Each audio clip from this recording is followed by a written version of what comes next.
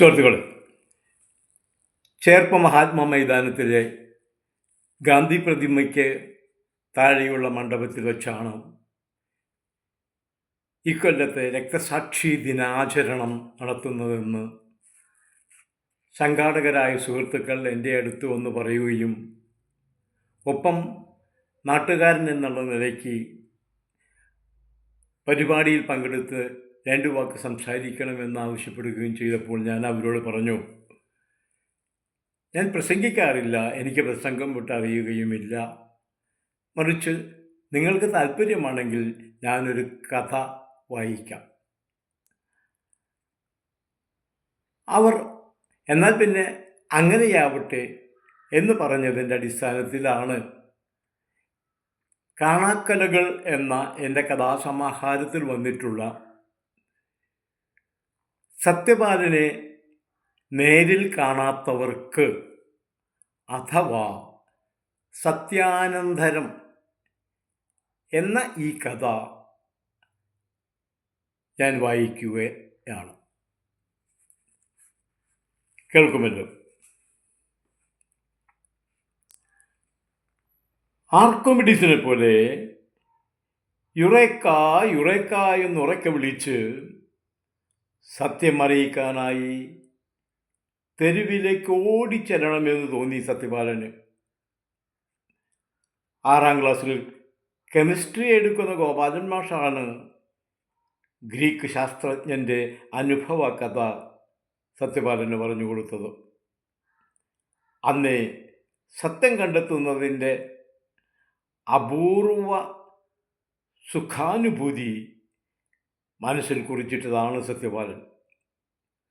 ഓരോ നിസാര കാര്യത്തിലും ഒളിഞ്ഞിരിക്കുന്ന സത്യം അറിയാനും പുറത്തു കൊണ്ടുവരുവാനുമാണ് തൻ്റെ ജനനം തന്നെയെന്ന് സത്യപാലൻ ക്രമേണ വിശ്വസിക്കാൻ തുടങ്ങി.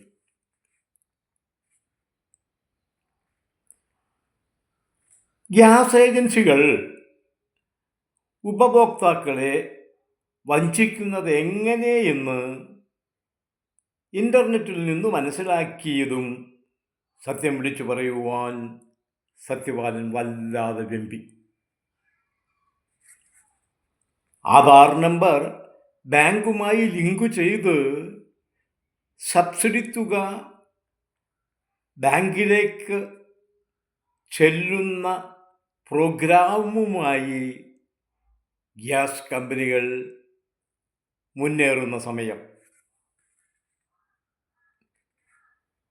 തങ്ങളുടെ സൂത്ര വരുമാനം നിലയ്ക്കുമെന്നതിനാൽ ഗ്യാസ് ഏജൻസികൾ ഓരോരോ കാരണങ്ങൾ പറഞ്ഞ് ഉപഭോക്താക്കളെ വലയ്ക്കുവാൻ പുതിയ തന്ത്രങ്ങൾ രൂപപ്പെടുത്തിക്കൊണ്ടേയിരുന്നു. ആധാർ കാർഡ് ലഭിച്ചിട്ടില്ലാത്തവർ തട്ടിപ്പിടഞ്ഞെഴുന്നേറ്റ് അക്ഷയ സെൻ്ററുകൾക്കും സ്കൂൾ ക്യാമ്പുകൾക്കും മുന്നിലും ക്യൂ നിന്നു. ഗ്യാസ് ഏജൻസികൾ പുതുതായി കൊടുത്തിട്ടുള്ള ഫോൺ നമ്പറിൽ വിളിച്ചാൽ മാത്രമേ ബുക്കിംഗ് നടക്കൂ എന്ന് പറഞ്ഞു. അതാകട്ടെ ഡിസ്ട്രിബ്യൂട്ടർമാർക്ക് വിധേയമല്ലാത്ത നമ്പറാണെന്നും ബുക്കിംഗ് നേരിട്ട് ഗ്യാസ് കമ്പനിയുമായിട്ടാണ് നടക്കുന്നതെന്നും ആയതിനാൽ കമ്പനി അയച്ചു തരുന്ന രസീത് പ്രകാരമാണ് സിലിണ്ടറുകൾ ഉപഭോക്താക്കൾക്ക് നൽകുന്നതെന്നും അവർ പാവം ഉപഭോക്താക്കളെ ബോധ്യപ്പെടുത്തിക്കൊണ്ടിരുന്നു. ആയതിൻ്റെ ബലം എന്ന് പറയുന്നത് ഡിസ്ട്രിബ്യൂട്ടർമാർക്ക് ഇഷ്ടപ്രകാരം എത്ര ദിവസം വേണമെങ്കിലും സിലിണ്ടർ കൊടുക്കാതെ ഉപഭോക്താക്കളെ ഞാണിന്മേൽ നിർത്തിക്കളിപ്പിക്കാൻ കഴിയും. 40 മുതൽ 100 വരെ ദിവസങ്ങൾ ഗ്യാസ് സിലിണ്ടർ കിട്ടാതെ ഉപഭോക്താക്കൾ വലഞ്ഞുകൊണ്ടേയിരുന്നു. 50ഉം 60ഉം ദിവസങ്ങളൊക്കെ സാധാരണയായി. 60ഉം 70ഉം കഴിഞ്ഞവരും ധാരാളം. സെന്റിനറിയോടടുക്കുകയാണ് പലർക്കും ഗ്യാസ് കിട്ടിയിട്ട് എന്ന് വേണമെങ്കിൽ പറയാം. വഴിവക്കുകളിൽ വെച്ച് കണ്ടവർ, നിരത്തുകളുടെ ഓരങ്ങൾ പറ്റി നിൽക്കുന്നവർ, ചന്തയിൽ ചെല്ലുന്നവരെല്ലാവരും എന്ന് വേണ്ട, ബാർബർ ഷോപ്പിനും കള്ള് ഷോപ്പിനും വരെ സംസാരം ഒന്ന് മാത്രം: ഗ്യാസ് കിട്ടിയോ ചങ്ങായി? എവിടെ നിന്ന് കിട്ടാൻ? നിങ്ങൾ ബുക്ക് ചെയ്തിട്ട് എത്ര ദിവസമായി? 2 മാസം കഴിഞ്ഞുന്നേ. നിങ്ങളോ? അങ്ങനെ തന്നെ. ഓരോരുത്തരും അപരിചിതരായതുപോലെ ചോദിക്കാൻ തുടങ്ങി. എന്താ ഇപ്പം ഇതിൻ്റെ ഒരു കാര്യം? ഗ്യാസ് ഇല്ലാണ്ടാണോ? അപ്പോൾ നമ്മൾക്കിനി എങ്ങനെയാണ് ഗ്യാസ് കിട്ടുക? കൈമലർത്തി ഓരോരുത്തരും പറഞ്ഞു, ആർക്കറിയാം. അപ്പോൾ നമ്മുടെ ഗ്യാസുകാരുടെ കൈവശം ഗ്യാസ് ഇല്ലേ? ആർക്കറിയാം. ഇനി എന്നാ ഇപ്പോൾ ശരിക്കും കിട്ടി തുടങ്ങുക? ആർക്കറിയാം. എന്താ ഇപ്പം ഇതിൻ്റെ ഒരു സത്യം? ആർക്കറിയാം. ഇങ്ങനെ ആർക്കറിയാം എന്നതായി ഒരുവിധം എല്ലാവരുടെയും ഉത്തരം. ആ സമയത്ത് ആണ് തെരുവിലേക്ക് സത്യപാലൻ കടന്നു വരുന്നത്. സത്യപാലനെ കണ്ടതും ഓരോരുത്തരും അയാളുടെ പിറകെ കൂടി. അവർ പറഞ്ഞു, മോനെ സത്യപാല, നീയെങ്കിലും ഇതിൻ്റെ സത്യം ഒന്ന് കണ്ടുപിടിച്ചു താ. നീ സത്യം അന്വേഷിക്കുന്ന ആളല്ലേ? 60 അല്ല 70ഉം 80ഉം കഴിഞ്ഞിരിക്കണു ഗ്യാസ് കിട്ടിയിട്ട്.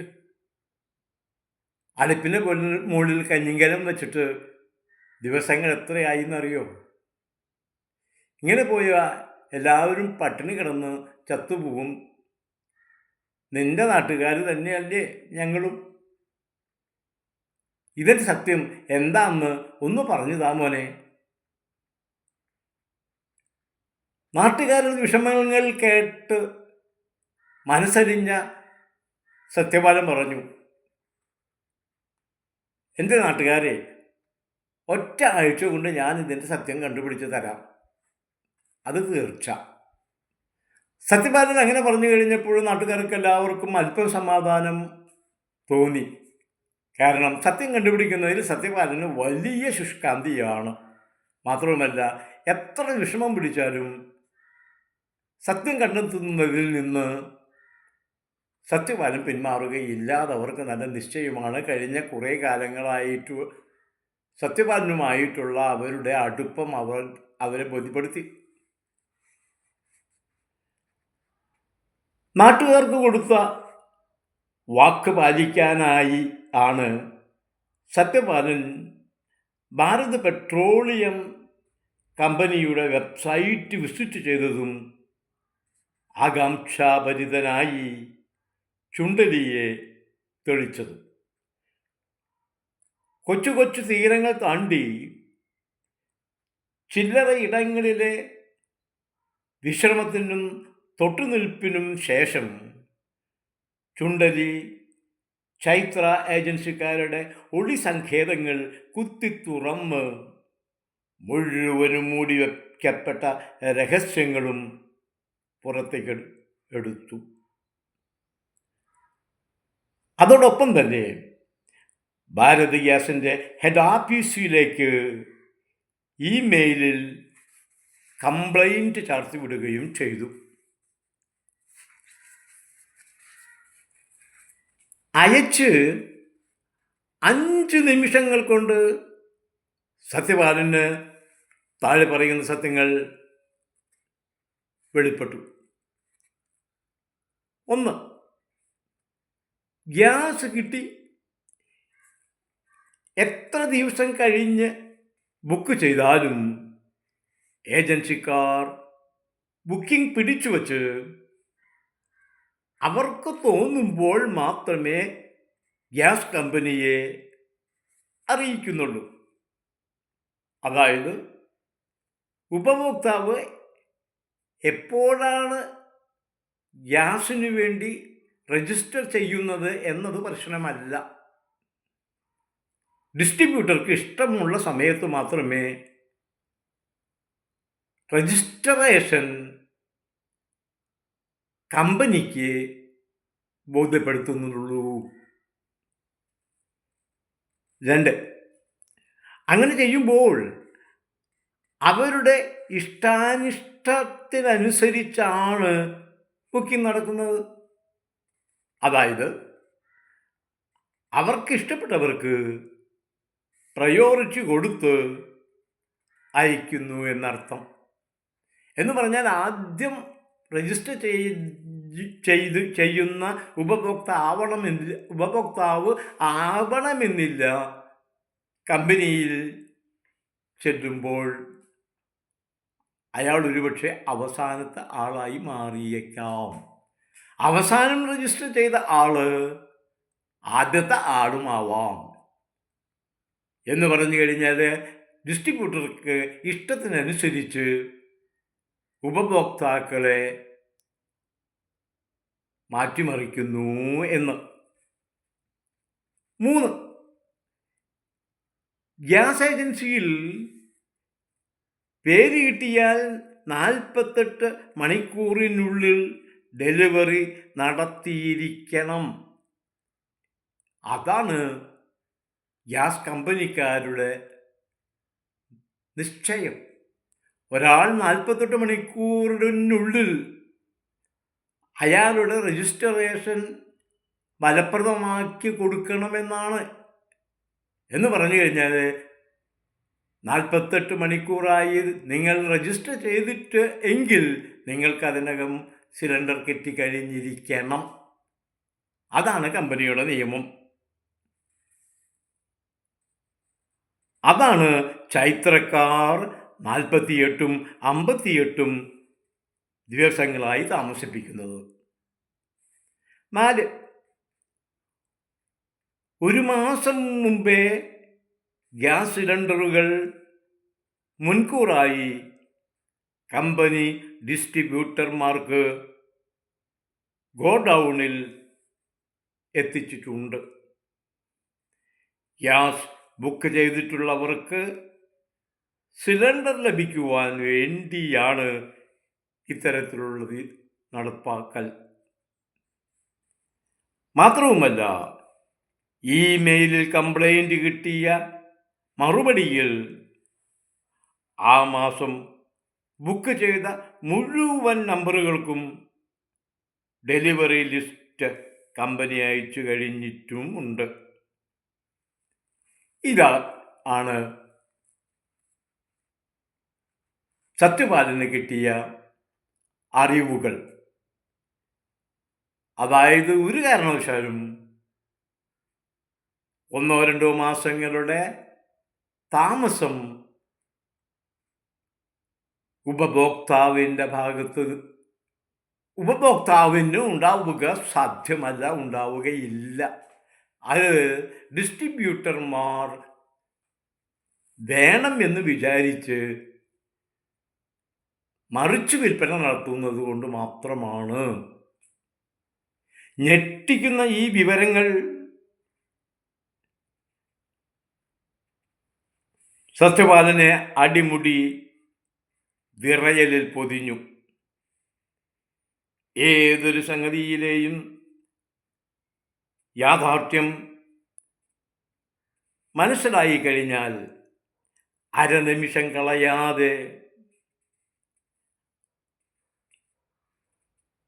അത് വേണ്ടിടത്ത് എത്തിക്കണം എന്നതാണ് സത്യപാലൻ്റെ താല്പര്യം. പാതവക്കത്ത് തന്നെയും കാത്തു നിൽക്കുന്ന അവശരായ ആൾക്കാരെയും കൊണ്ട് ചൈത്ര ഡിസ്ട്രിബ്യൂഷൻ്റെ മുന്നിൽ ചെന്ന് കാര്യങ്ങൾ ചോദിക്കുവാൻ സത്യപാലന് ധൃതിയായി. അതിനു മുമ്പ് ഏത് സത്യവും ആദ്യമായി അറിയിക്കുന്ന തൻ്റെ ഓപ്പോളുടെ അടുത്തേക്ക് അയാൾ പാഞ്ഞു.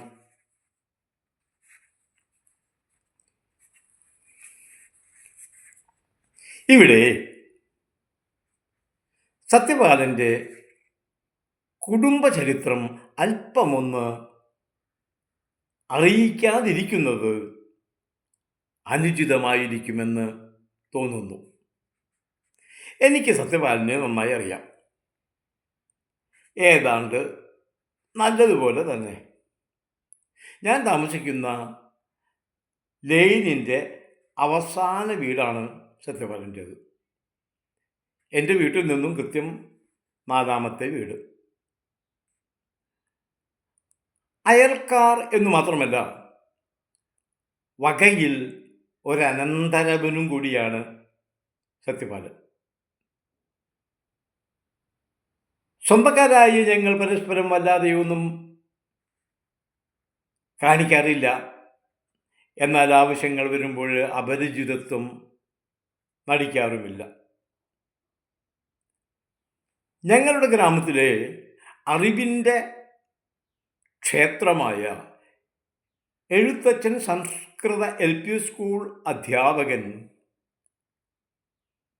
സാത്വികനും ആത്മീയവാദിയുമായ സത്യപാലൻ്റെ അച്ഛൻ നാണു മാസ്റ്റർ മകനിൽ സത്യം, ദയ, ധർമ്മം എന്നീ ആർഷഗുണങ്ങൾ വളർന്നു പന്തലിച്ചു കാണുവാൻ അങ്ങേയറ്റം ആഗ്രഹിച്ചു. സ്കൂളിലെ സംസ്കൃത പഠനം കഴിഞ്ഞു കിട്ടിയ ഒഴിവു സമയത്തെല്ലാം മാസ്റ്റർ വീടിനോട് ചേർന്നുള്ള 5 പറക്കണ്ടത്തിൽ പച്ചക്കൃഷികളും നെല്ലും ഒക്കെയായി കഴിഞ്ഞുകൂടുകയാണ്. മാസ്റ്റർ സംസ്കൃതത്തിൻ്റെ താക്കോൽ മാത്രമല്ല, കൃഷിയുടെ അറ കൂടിയായിരുന്നു. എത്ര കടുത്ത വേനലിലും കാലവർഷക്കെടുതിയിലും മാസ്റ്ററുടെ മനസ്സിൽ സംസ്കൃത ശ്ലോകവും കൃഷി വിതയ്ക്കായി ഉണക്കിയ വിത്തും സ്റ്റോക്കുണ്ടായിരുന്നു. മാസ്റ്റർക്ക് 2 മക്കൾ. മൂത്തത് സത്യപാലൻ ഓപ്പോൾ എന്ന് വിളിക്കുന്ന തങ്കവും, താഴെ 16 വർഷങ്ങൾക്ക് ശേഷം പിറവി കൊണ്ട സത്യപാലനും. ആൺകുട്ടിയുണ്ടാകുവാനുള്ള വ്യഗ്രതയിൽ ഗർഭകാലത്ത് പഴനിയും രാമേശ്വരവും 36 പടവുകളുള്ള മാടത്തിലപ്പൻ്റെ ശ്രാമ്പിയും നിരന്തരം കയറിയിറങ്ങുകയാൽ പ്രസവമാകുമ്പോഴേക്കും പത്മാവതി നനഞ്ഞ പഞ്ഞിക്കെട്ട് പോലെ നിർജീവമായി. കഷ്ടിച്ചൊന്ന് പ്രസവിച്ചപ്പോഴേക്കും ശക്തി മുഴുവനും ചോർന്നു പോയ പത്മാവതിയമ്മ പ്രസവവേദനയിൽ അടച്ച കണ്ണുകളും തുറക്കുവാൻ പിന്നെ പാടുപെട്ടില്ല. മകൾ തങ്കവും പേറ്റിച്ച് വിളക്കത്രോത്ത് യക്ഷിമിയും ഭർത്താവായ നാണു മാസ്റ്ററും കരഞ്ഞപേക്ഷിച്ചുവെങ്കിലും പത്മാവതിയമ്മ കണ്ണു തുറന്നില്ല.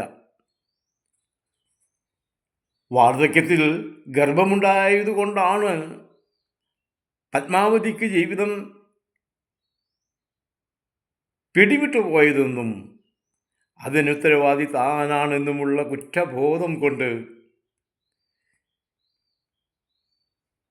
റിട്ടയർമെൻറ്റിന് ശേഷം പാവലും പടവലവും കൃഷി ചെയ്ത് കഴിഞ്ഞുകൂടിയ എഴുത്തച്ഛൻ മാഷക്ക് നിലനിൽക്കുവാനുള്ള പഴയ ത്വര നഷ്ടപ്പെട്ടു.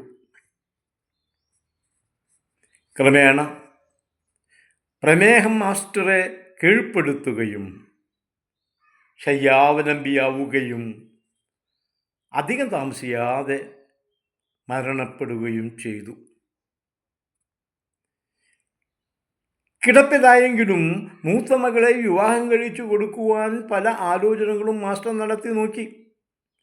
പഴക്കമുറ്റാത്ത കൊച്ചനുജനെയും ശയ്യാവലംബിയായ വൃദ്ധപിതാവിനെയും കൊത്തിയാട്ടി തനിക്കൊരു വിവാഹ ജീവിതം വേണ്ടെന്ന് ഓപ്പോൾ തീരുമാനിക്കുകയാണുണ്ടായത്. പണിക്കാരൻ വീരാത്തനെയും അയാളുടെ ഭാര്യ കൊച്ചാളിയെയും വച്ച് പാടപ്പണി നേരം തെറ്റാതെ ചെയ്യിച്ചു. പോരാതെ വരുന്നതിന് മാസ്റ്ററുടെ പെൻഷൻ പണം വിനിയോഗിക്കുകയും ചെയ്തു. അങ്ങനെ വലിയ അല്ലലില്ലാതെ അവർ കഴിഞ്ഞുകൂടി.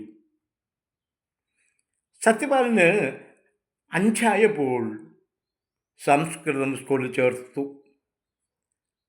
മാസ്റ്റർ കിടക്കയിലും ചാരുകസേരയിലും കിടന്ന് അവന് സംസ്കൃത അക്ഷരങ്ങളും ഭാഷാവ്യാകരണങ്ങളും കണക്കിൻ്റെ ആദ്യ ചുവടുകളും ഉറപ്പിച്ചു കൊടുത്തു. അക്ഷരങ്ങളും അക്കങ്ങളുമൊക്കെ ഹൃദയസ്ഥമാക്കുമ്പോഴും മകനിൽ ആർഷധർമ്മവ്യവസ്ഥകൾ വേരൂന്നുവാൻ മാസ്റ്റർ പ്രത്യേകമായി ശ്രദ്ധിച്ചു. ഒരിക്കലും കള്ളം പറയാതിരിക്കുക, സത്യം ഏത് ദുർഘട നിമിഷത്തിലും വിളിച്ചു പറയുക,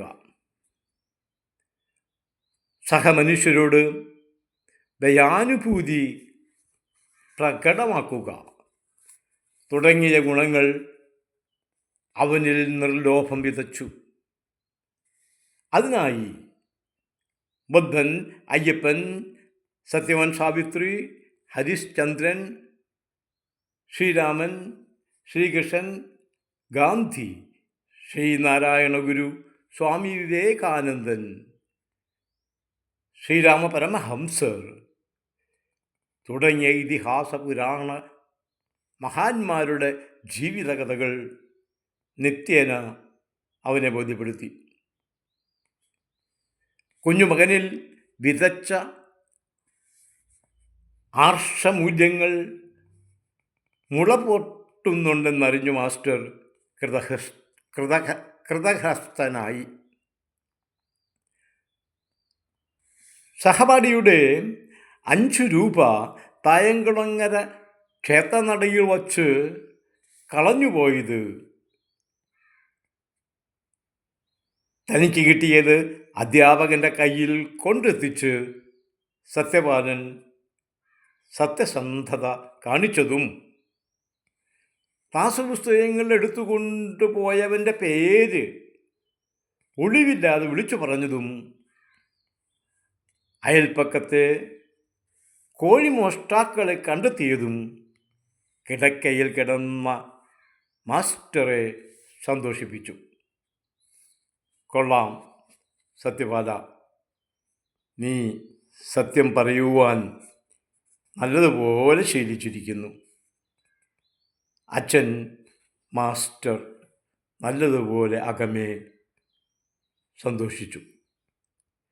എന്നാൽ അയൽക്കാരി ജാനുവിൻ്റെ വീട്ടിൽ രാത്രി വേലിചാടിയെത്തുന്ന അപരൻ്റെ പേര് കണ്ടുപിടിച്ചത് മാസ്റ്ററെ വല്ലാതെ അസ്വസ്ഥനാക്കി. പലവ്യഞ്ജനക്കാരൻ പൈലോതാപ്പിളയുടെ കടയിൽ അപ്പോൾ ഇറക്കിയ പഞ്ചസാര സ്റ്റോക്കില്ലെന്ന് പറഞ്ഞത് അകത്തുണ്ടേ, ഞാൻ കണ്ടേ എന്ന് വിളിച്ചു പറഞ്ഞ അവന് പലചരക്കുകാരൻ കൊടുത്ത ചെകിടത്തുള്ള അടി മാസ്റ്ററുടെ ചെകിടത്ത് കിട്ടിയതുപോലെയാണ് അനുഭവപ്പെട്ടത്. ആ അടിയുടെ വേദനയിൽ മാസ്റ്റർ വിളിച്ചു പറഞ്ഞു, മേക്കാവിലമ്മേ, തിരിച്ചറിവ് കൊടുക്കണേ. പച്ചക്കറി രാമുണ്ണിയുടെ കടയിൽ മേലെ വീട്ടിൽ ചോമപ്പൻ കൊണ്ടു കൊടുത്ത 50 രൂപയുടെ യന്ത്രക്കുല 150 പറഞ്ഞ് വിറ്റപ്പോൾ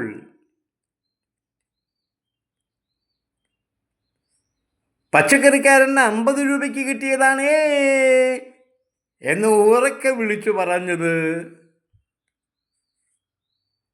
അതിന് കൊടുത്ത സമ്മാനം അവൻ്റെ കഴുത്തിൽ മുഴച്ചു പൊന്തി വരുന്നത് കണ്ട മാസ്റ്റർ കൈകൾ കൂപ്പി പ്രാർത്ഥിച്ചു, ദേവരേ, ഈ വകയൊന്നും കാണേണ്ടി വരല്ലേ. മാസ്റ്ററുടെ ഉള്ളു തുറന്ന വിളി ദേവര് കേട്ടെന്ന് തോന്നുന്നു. സ്വർണ്ണപ്പണിക്കാരൻ പുലിരാഘവൻ സ്വർണമൊരുക്കുമ്പോൾ കൂടുതൽ ചെമ്പു ചേർത്ത രഹസ്യം വിളിച്ചു പറഞ്ഞതിന് രാഘവൻ കൊടുത്ത സമ്മാനമായ പുളിവാറലടി അരക്കെട്ടിൽ തിണർത്തു വരുമ്പോഴേക്കും മാസ്റ്റർ ലോകം വിട്ടു കഴിഞ്ഞിരുന്നു. കളിക്കൂട്ടുകാരി പാർവതിയുടെ ചട്ടുകാൽ രഹസ്യമാക്കി വച്ച് ചെറുചേനംകാരൻ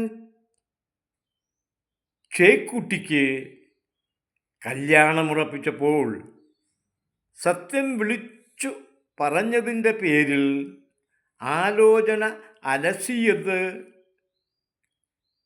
പാർവതിയുടെ ആംഗ്ലമാർ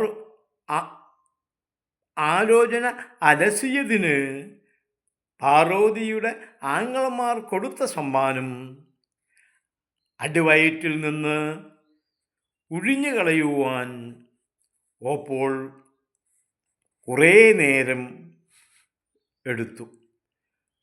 ആ മുഴ അടിവയറ്റിൽ നിന്ന് ഒഴിഞ്ഞു കളയുന്ന നേരം ഓപ്പോൾ അനിയനെ കുറേ കാര്യങ്ങൾ പറഞ്ഞു ബോധ്യപ്പെടുത്തി ഉപദേശിച്ചു. ഒരാഴ്ച കഴിഞ്ഞില്ല. മാരാത്ത ചിന്നുകുട്ടി കോളേജിൽ നിന്ന് വരാൻ വൈകിയതിൻ്റെ കാരണം ഹോസ്റ്റലിലെ ബാബുമോനുമായി തൃശ്ശൂർ ജോസ് തിയേറ്ററിൽ അഴകിയ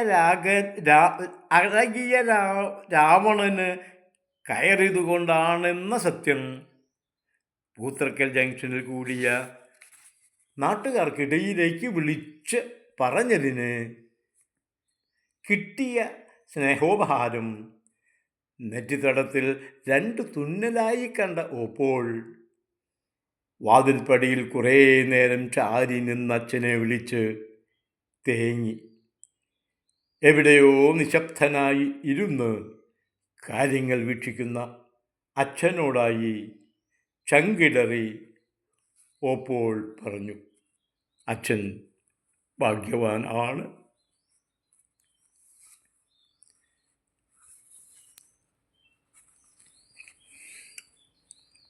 ചൈത്ര ഗ്യാസുകാരുടെ കമ്പ്യൂട്ടർ രഹസ്യങ്ങൾ കണ്ടുപിടിച്ച സത്യപാലൻ ഓടിക്കിതച്ചെത്തുമ്പോൾ ഓപ്പോൾ 2 കാലിലും വാദനിവാരണത്തിനുള്ള എണ്ണ പുരട്ടി കുളിമുറിക്കല്ലിലിരിക്കുകയായിരുന്നു. വെള്ളം ചൂടാക്കി കാലിൽ മുണ്ടുപിടിച്ചാൽ അകായിയിലും അടുക്കളയിലും പരസഹായമില്ലാതെ പെരുമാറാം. അകത്തും വരാന്തയിലും കാണാതാകയാൽ സത്യപാലൻ അടഞ്ഞ കുളിമുറി വാതിലിൽ തട്ടി അറിയിച്ചു, ചൈതന്യക്കാരുടെ കമ്പ്യൂട്ടർ രഹസ്യങ്ങൾ കണ്ടുപിടിച്ചേ ഓപ്പളേ. സത്യപാലൻ അവരുടെ ഓഫീസിലേക്ക് പോവുകയാണ്. കൂടെ നാട്ടുകാരുമുണ്ട്.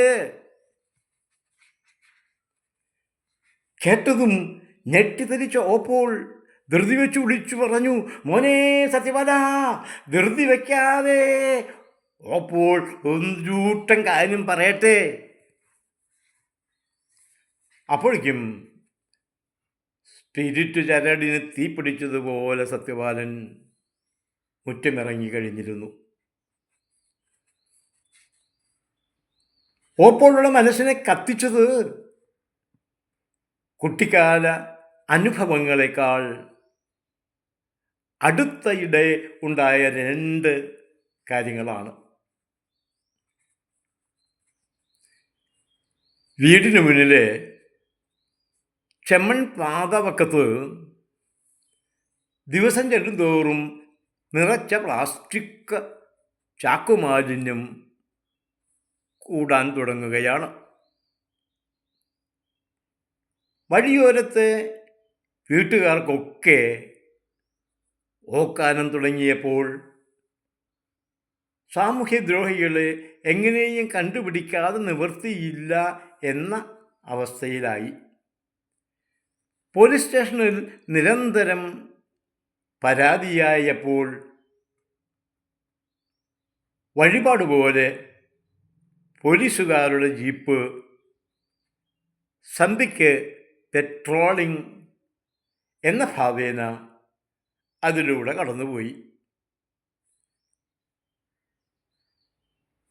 പോലീസ് ജാഗ്രതാണെന്ന് കാണിക്കുവാൻ വേണ്ടി പകലും അതിലൂടെ അച്ചാലും മുച്ചാലും പോയി എന്ന് മാത്രമല്ല, വഴിവെക്കിൽ നിന്ന് പാത്രങ്ങൾ പറക്കുകയോ എന്തെങ്കിലും പണിയെടുക്കുകയോ ചെയ്യുന്ന തമിഴൻ പിള്ളേരെ അവരുടെ ചന്തിക്കടിച്ച് പോലീസ് ആക്രോശിച്ചു.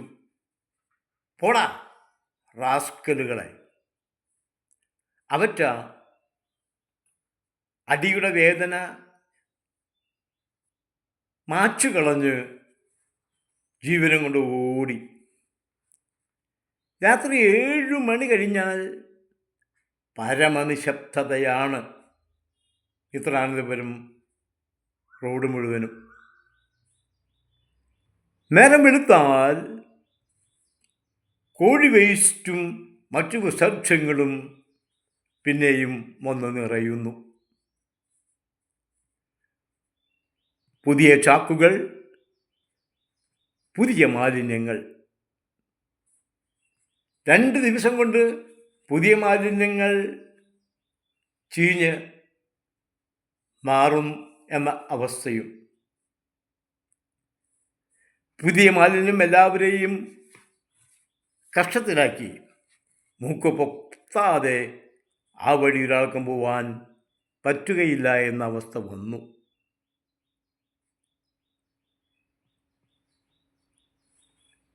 മാലിന്യ കൂമ്പാരത്തോട് ഒരിക്കൽ ഒരു കുഞ്ഞിൻ്റെ മൃതദേഹം കൂടി കണ്ടപ്പോൾ സംഗതികൾ അതിൻ്റെ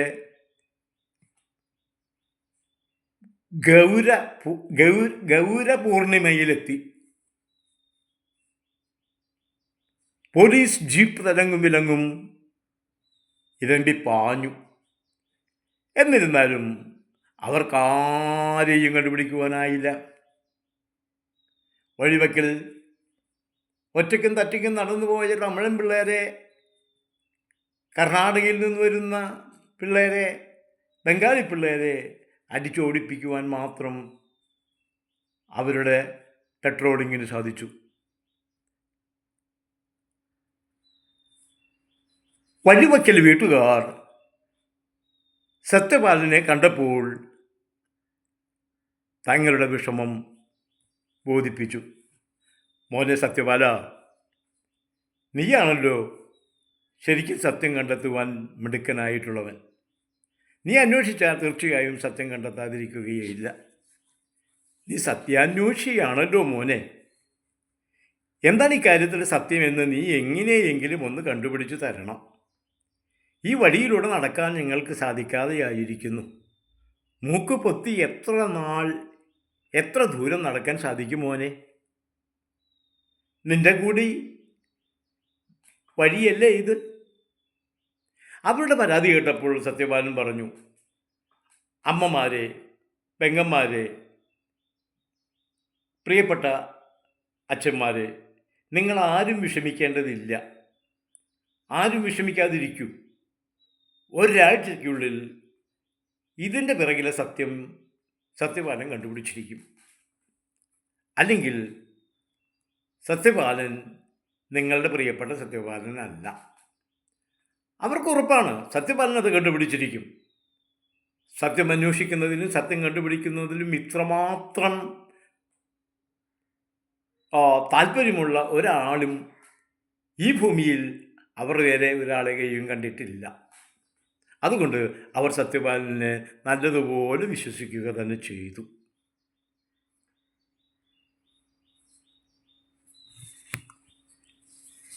ഒരാഴ്ചയ്ക്കുള്ളിൽ സത്യം കണ്ടുപിടിക്കുവാനായി സത്യപാലൻ വേണ്ടതെല്ലാം ചെയ്യാൻ തുടങ്ങി. 6 ദിവസത്തെ രാത്രിയിരിപ്പിൽ എല്ലാവരും ഉറങ്ങിക്കഴിയുമ്പോൾ ഉറങ്ങാതെ പ്ലാസ്റ്റിക് മാലിന്യങ്ങളുമായി വരുന്ന പിക്കപ്പുകളെ സത്യപാലൻ വ്യക്തമായി കണ്ടെത്തി കഴിഞ്ഞു. സംഗതി നാട്ടുകാരോട് വിളിച്ചു പറയുകയും ചെയ്തു. അതിൽ പ്രധാനി പഞ്ചായത്ത് പ്രസിഡൻറ്റിൻ്റെ അളിയൻ ഗുണശേഖരനും മാപ്രാണം ചന്തലേലക്കാരൻ വാർത്തനുമായിരുന്നു. അവർ രണ്ടുപേരെയും നാട്ടുകാരുടെ മുമ്പിൽ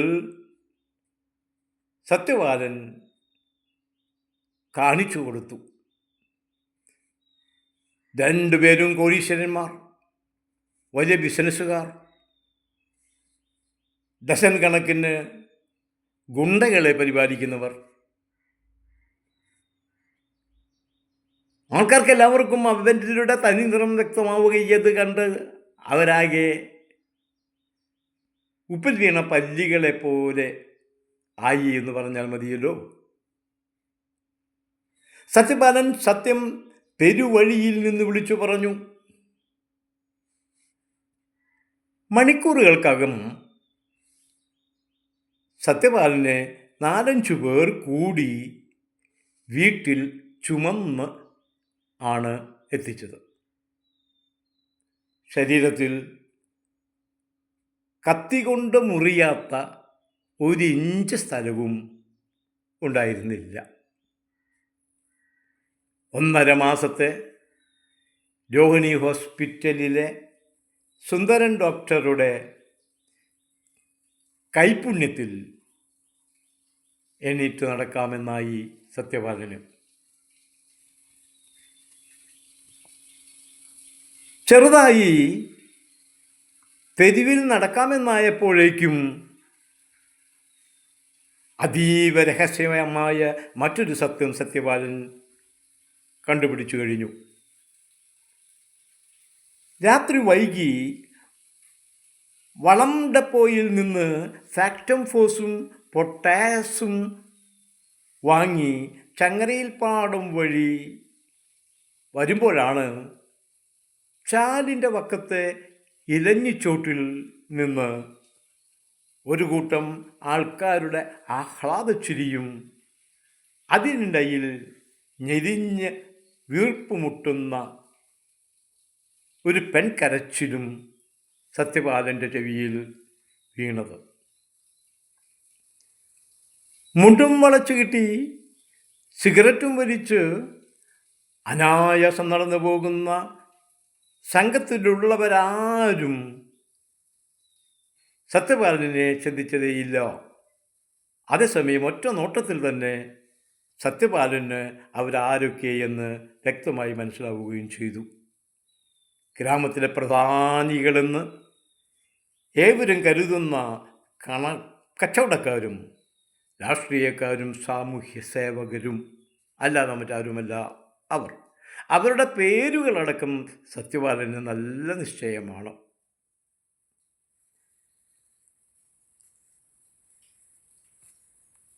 ഒരു നിമിഷം കളയാതെ സത്യപാലൻ ഇലഞ്ഞിച്ചോട്ടിലെത്തുകയാണ്.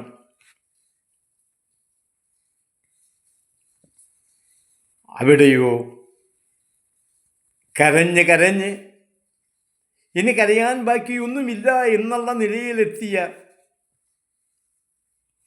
ഒരു 18 19 വയസ്സായ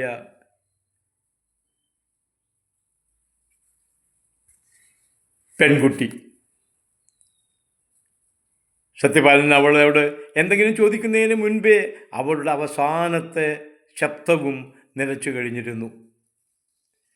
അവളുടെ തൂവലുകൾ മുഴുവനും ചിതറിക്കിടക്കുകയാണ്, ചോര പുരണ്ട്. സത്യപാലനാകെ രക്തത്തിൽ കുതിർന്നതുപോലെ വിഷമിച്ചുപോയി. ഒരു നിമിഷം വൈകിയില്ല. സത്യപാലൻ അങ്ങാടി തെരുവിലൂടെ കൊലയാളികളുടെ പേരുകൾ വിളിച്ചു പറഞ്ഞ് പോലീസ് സ്റ്റേഷനിലേക്ക് പറന്നു. SIയോടും സ്റ്റേഷനിലുണ്ടായിരുന്ന CIയോടും താൻ കണ്ടത് മുഴുവൻ ഒരു പേരും ഒഴിവാക്കാതെ വള്ളി പുള്ളി സഹിതം വെളിപ്പെടുത്തി. ഏറെ നേരത്തെ സത്യപ്രസ്താവനയ്ക്ക് ശേഷം വശം കെട്ടു നിന്ന സത്യപാലനോട് SIയും CIയും ആക്രോശിച്ചു. പോടാ നായിൻ്റെ മോനെ, റാസ്കൽ! എന്താണ് ചെയ്യേണ്ടതെന്ന് പോലീസിന് അറിയാമടാ. നീ നിന്റെ കാര്യം നോക്കി വീട്ടിൽ പോയി ഇരിക്കടാ, റാസ്കൽ. പോലീസുകാരുടെ ഭർഷണം കേട്ടുകഴിഞ്ഞതിൻ്റെ പേരിൽ സത്യപാലന് യാതൊരു വിഷമവും അനുഭവപ്പെട്ടില്ല. പോലീസുകാർ സന്തോഷം വരുമ്പോൾ നല്ലതുപോലെ തെറി പറയും. എന്നാൽ യഥാർത്ഥമായ സത്യം താൻ വേണ്ടതുപോലെ വേണ്ട സ്ഥലത്ത് എത്തിച്ചു കൊടുത്തു കഴിഞ്ഞിരിക്കുന്നു എന്ന ചാരിതാർത്ഥ്യമാണ് സത്യപാലനുണ്ടായത്. താൻ ഇന്നോളം ജീവിച്ചതിൻ്റെ കാര്യവും കാരണവും സത്യപാലന് നല്ലതുപോലെ സംതൃപ്തിയോടെ ബോധ്യപ്പെടുകയാണ്. 3 or 4 കൊലയാളികളെ ഞാനിതാ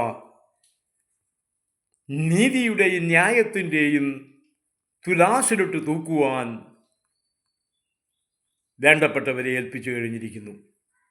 അതാണ് സത്യപാലനെ സന്തോഷത്തിൽ ആറാടിച്ചത്. ആ സന്തോഷം കൊണ്ട് പാടം കടക്കുകയായിരുന്നു സത്യപാലൻ. ഓപ്പോളോട് കാര്യങ്ങൾ പറയുവാനുള്ള വ്യഗ്രതയിൽ ഇലഞ്ഞിച്ചോട്ടിലെത്തിയത് സത്യപാലൻ അറിഞ്ഞതേയില്ല. ഇലഞ്ഞിച്ചോട്ടിലെത്തിയതും വിറകുകളികൾ വന്ന് വീഴുന്നത് പോലെ സത്യപാലൻ്റെ തലയിലും കഴുത്തിലും കാലിലും നടുവിലും വിറക് മുട്ടികൾ വന്ന് അടിക്കുകയാണ്. വിറകുകളുടെ അടിയേറ്റ് സത്യപാലൻ നിലത്ത് അടിയേറ്റ് ചുരുണ്ട ചേരപ്പാമ്പിനെ പോലെ ചുരുണ്ടുകൂടുകയാണ്. വെളുപ്പാങ്കാലത്ത് ഏതോ ഒരു വഴിപോക്ക ചെന്ന് പറഞ്ഞത് കേട്ട് ഓടി വന്ന ഓപ്പോൾ നിറന്തലയിൽ കൈകൾ വെച്ച് പ്രാർത്ഥിച്ചു. സത്യപാലനെ സത്യം പറഞ്ഞ് ധരിപ്പിക്കാൻ ഇനി ആരെക്കൊണ്ടാവും എൻ്റെ മേക്കാവിലമ്മേ. 1.5 വർഷത്തെ പൂച്ചുന്നിപ്പാടത്തെ തൈക്കാട്ടു മൂസിൻ്റെ ചികിത്സയ്ക്ക് ശേഷം ഒരു കൈ തൂങ്ങി, കണ്ണുകൾ തൂങ്ങിയാടി, വയറ്റിൽ വളവുമായി സത്യപാലൻ വഴിയോരങ്ങളിലൂടെ നടക്കാൻ തുടങ്ങി.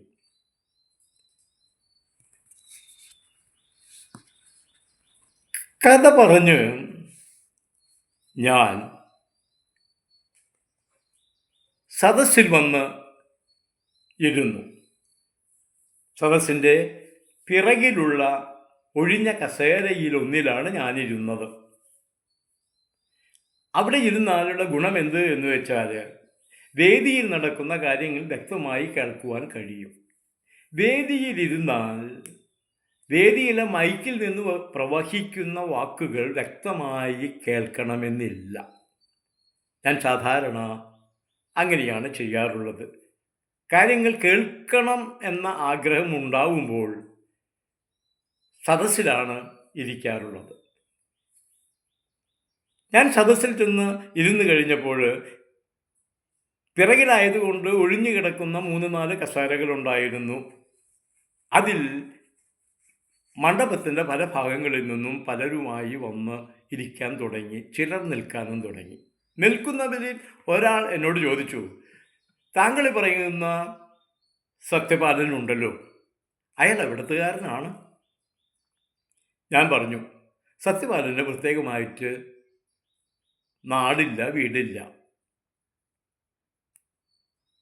അപ്പോൾ സത്യപാലൻ ഇപ്പോഴും ഉണ്ടോ? തീർച്ചയായും സത്യപാലൻ ഇപ്പോഴും ഉണ്ട്. എവിടെയാണ് സത്യപാലൻ ശരിക്കും ഉള്ളത്? എല്ലായിടത്തും സത്യപാലനുണ്ട്. ഓഹോ, മറ്റൊരാളുടെ ചോദ്യമാണ്, ഇവിടെയുണ്ടോ സത്യപാലൻ? ഈ നിങ്ങളുടെ ചേർപ്പിൽ ഉണ്ട്, ചേർപ്പിലും സത്യപാലനുണ്ട്. അത് കേട്ട് തമാശ തോന്നിയതുപോലെ ഒരാൾ പങ്കെടുത്തു ഈ ചർച്ചയിൽ. ഓ, അങ്ങനെയാണോ? എങ്കിൽ ഈ സത്യപാലൻ ഈ മീറ്റിങ്ങിൻ്റെ സ്ഥലത്തും ഉണ്ടോ? ഞാൻ പറഞ്ഞു, ഉണ്ട്, തീർച്ചയായും ഉണ്ട്. എല്ലാവർക്കും നല്ല രസമായി. അത് കേട്ടപ്പോൾ എല്ലാവരും കൂടി തന്നെയാണ് പറഞ്ഞതെന്ന് തോന്നുന്നു. അങ്ങനെയാണെങ്കിൽ ഞങ്ങൾക്കും ഒന്ന് ഈ സത്യപാലനെ കാണിച്ചു തന്നുകൂടെ താങ്കൾക്ക്? തീർച്ചയായും ഞാൻ നിങ്ങൾക്ക് സത്യപാലനെ കാണിച്ചു തരാം. പക്ഷേ ഒരു കാര്യമുണ്ട്. എന്താണ്? കൂട്ടം കൂടി നിൽക്കുന്ന പക്ഷികളുണ്ടല്ലോ, എൻ്റെ കൈ വേദിക്ക് മുകളിൽ പറക്കുന്ന പക്ഷിക്കൂട്ടത്തിൻ്റെ നേരെ തിരിഞ്ഞു. അവർ കൂടി സമ്മതിക്കണം നിങ്ങൾക്ക് സത്യപാലനെ കാണുവാൻ. ഓഹോ, അങ്ങനെയോ? അത് കേട്ട ഒരാൾ താഴെ നിന്ന് ഒരു കല്ലെടുത്ത് ഒരു എറിഞ്ഞപ്പോൾ വേദിക്ക് മുകളിൽ നിറഞ്ഞു നിൽക്കുന്ന പലതരം പക്ഷികൾ ഫും എന്ന് പറഞ്ഞുകൊണ്ട് ഒറ്റ പറക്കലാണ്. അവ പറന്നുപോയപ്പോൾ ഒരു യവനിക പോലെ ഒരു തിരശീല താഴേക്ക് ഉതിർന്ന് വീണു. ഉതിർന്ന് വീണ തിരശീലയ്ക്ക് പിറകിൽ ഒറ്റ കാല് ഒടിഞ്ഞ് നടുവളഞ്ഞ് കുത്തി കണ്ണുകൾ പുറത്തേക്ക് ചാടി. ആ ചാടിയ കണ്ണുകളെ പരുക്കൻ കണ്ണടയിൽ പിടിച്ചു നിർത്തുവാനുള്ള വെപ്രാളവുമായി ശിരസിൽ കാഷ്ടങ്ങവുമായി നിൽക്കുന്നു സത്യപാലൻ. കഥ ഇവിടെ തീരുകയാണ്. എല്ലാവർക്കും നമസ്കാരം.